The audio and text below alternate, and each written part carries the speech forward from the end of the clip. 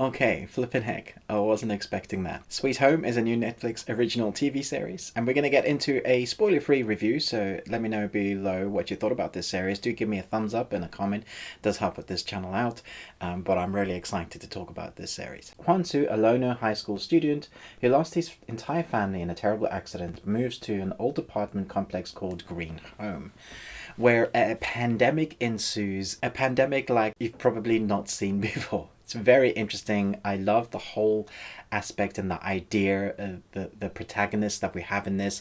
So, 10 episodes, basically an hour long, depending on the episode. We start off with looking like our protagonist wants to kill himself. I don't think that's a spoiler. He's very depressed. He's lost his family. We start seeing a little bit of the other protagonists that live in this building. It's fairly run down, but people are living their lives. We see the different walks of lives from everyday people in variations. You know how colorful humanity is. And then we get the inciting incident, which is a pandemic. It's looks like it's a disease, but it takes on something different. If you've seen the trailer, you'll know that people mutate into various monster creations, and that's where I want to start first, talking about this series. The monster creations in this are blimming brilliant, fantastic, so unique, so different. Reminds me of giant old school monster movies if you condense them. It also reminds me of manga and anime. It also reminds me of Pan's Labyrinth. It is true horror, so if you're squeamish, be warned. There is a hell of a lot, I don't even know, I can't even say it, a hell of a lot of blood and gore in this. And the way they show that, the way they show the monsters is really intense. And so we have shots that reminds me a lot of series like Dexter. I don't know if you've ever seen that serial killer show. Particularly the intro. The intro, I think, won a couple of awards. And it's because of the depiction of everyday things that they were showing, like cutting up an egg or cooking an egg or stitching. That intro reminds me of a lot of the shots in this series. This series isn't squeamish about going close up on gore. The sound effects are really heightened, and so when you get someone eating, you can hear the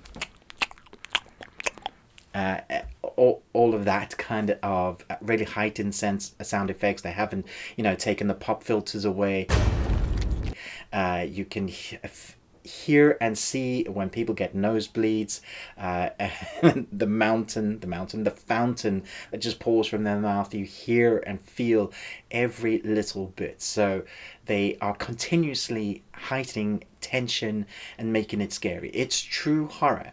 But in true series like this that are non-English, there's often some stuff that goes in a series like this that is very culture orientated. And so you will get some things if you're English speaking, like if you don't watch many series like this, there'll be some culture stuff. You'll be like, well, why are they doing that now? It was so scary. I think it's definitely a culture thing. For example, there are montage sort of bits when you get hero music come in. So you have a really epic, scary bit a protagonist is running away from a monster or trying to survive an encounter, and this hero music will sweep in, and that kind of gives you unfortunately gives you the knowledge, like the what's going to happen, because when that music kicks in that there's going to be a hero moment, and that happens periodically throughout. It's almost like music video moments in a way. I didn't mind it once I got settled into the design of each episode of what they're going to do. It kind of does, I guess, alleviates some of the tension. There's also weird comedy moments, which I think also helps to elevate the really dramatic horror, because it is hard to watch something that is consistently dark, gory. You do need to lighten, give the audience a chance to breathe, and I think those moments helped to do that. So if you're taken back a bit and you're like, what on earth is happening here? Why have they changed up the pacing and the tone that way? It's for that reason, also culture. going back to the monsters, some of the effects you see are just incredible. I didn't notice that they were CG, so I'm of the mindset that they've used a mix of CG and real prosthetics, and the melding of that has worked really well. There's a real creepiness to this show, and so you're already invested in these characters from the get-go. Most of the series takes place in this building. You know that their world, or it seems like the world, has been changing, or is quickly changing because of this massive epidemic. You don't really know how or why. It looks like something to do with fish, although I doubt it's that. You get to know the lore around it. One of the things I really liked about this series, and what makes it really scary, is that the creatures themselves seem to be very hard or impossible to kill. I'm not going to give more spoilers around that. It just gives that kind of Terminator vibe, an enemy that is really, really hard to survive. And so when you have that, you are on all of the protagonist sides already. But it also goes back to, okay, so you have the Terminators, then you have humans, and we know humans from series like The Walking Dead that often the humans are the bigger bad guys sometimes, and that is played with as well. So we have these mixing dynamics of all of these characters, many protagonists. You'll probably find a few that you like, and you'll think like, well, they're different, they're going to survive, they're totally the hero. That may not be the case in this series, which I really liked as well. And then you have the mixing of, okay, we have the creatures, the amazing designs, which I just absolutely love. I'm probably going to keep mentioning that. And then you have the humans, which can be obviously really evil as well. So you put those two together, you trap people in a building for, in a way, it's kind of trapped. You'll understand when you see it. You have all your protagonists in one location, a really condensed, close-knit scenes, and that's just a fantastic mix for horror, intenseness, and a ride that you'll really enjoy. It's very bingeable, this series. You really want to know what's going to happen. Are they going to survive? You are clicking that next episode very, very quickly. I'm not going to talk about the actors' names because that's going to be very hard for me to say, and I often struggle with names anyway, so please forgive me, but I do want to talk about some of the acting. There are moments when you really feel the plight of some of the main protagonists, the fright and the scare that is varied from each character, so they really show the definitions of their characters.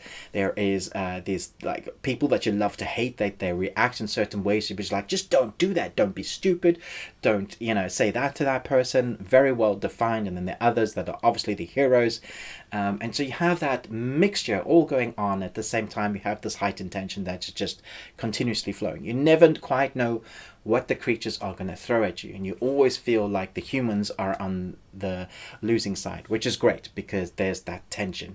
Anytime you think that something's they might have wound up the monsters, you see the monsters do something else, and you're like, flipping heck. As a viewer, you have to pick up the information along the way to learn the laws as the characters are learning the laws, which I think is quite nice. It makes you feel like you are going on this adventure with them, which is a great tactic to keep you, the viewer, invested.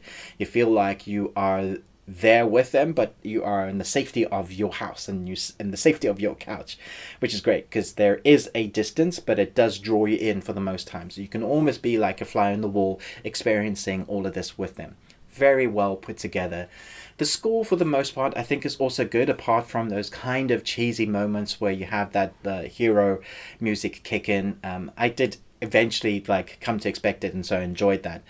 But the score along the way is very well done. I think the sound effects, though, should definitely get an award for elevation of a tone. I think that is fantastic. So you have really good acting, well-defined characteristics of people that you'd expect how they would react in a situation like this.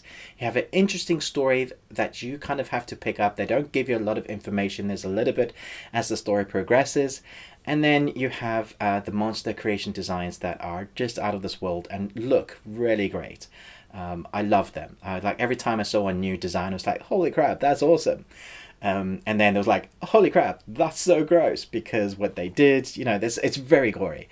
The contortionist movements that you get are put in a spin, slightly different, and the ring contortionist movements that you get from monsters, flipping on their back and moving like this, that is heightened. I feel like this series, it's that in a nutshell. Heightened elevated. Put this on your list. If you don't mind reading subtitles, then I would suggest reading the subtitles. Always better to do it that way. Do chat to me in the comments below. What is your favorite series like this? Have you heard of this? Have you been looking forward to it? If you haven't seen it, if you've been and ahhing about it, and you don't mind intense gore, I think you're going to enjoy this. I'm giving this an A+, not because it's absolutely perfect and it doesn't have any issues. I think it does, but I think I enjoyed it so much that my enjoyment raised it probably from an A- to an A+. So chat to me in the comments below. Let me know what you thought about this series, but most of all, until next time, remember, live long and Tuesday.